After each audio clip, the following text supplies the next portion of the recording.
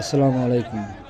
আজ রাজধানীর বিভিন্ন এলাকায় অটোরিকশা চালক শ্রমিকরা বিভিন্ন রাস্তায় অবরোধ করে মানববন্ধন করে। রাজধানী ঢাকার 2 সিটি কর্পোরেশনের বিভিন্ন এলাকায় গত বছর আগস্ট মাস থেকে পরীক্ষামূলকভাবে নতুন নকশায় ব্যাটারি চালিত ই-রিকশা করা হয়। এসব রিকশাকে আনা হবে নিবন্ধনের আওতায়। চালকদেরও থাকবে লাইসেন্স প্রদানের কথা, কিন্তু বর্তমানে সড়কে চলমান ব্যাটারি চালিত রিকশা উচ্ছেদ করা হচ্ছে। এই কারণে তারা রাস্তায় অবরোধ করে আন্দোলন করছে।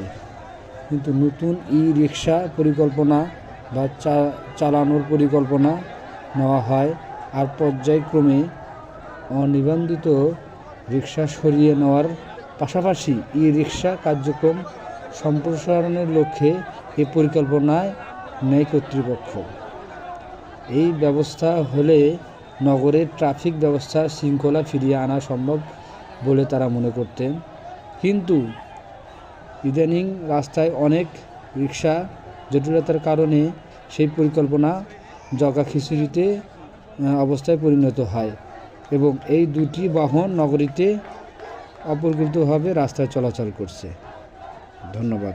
আসসালামু আলাইকুম।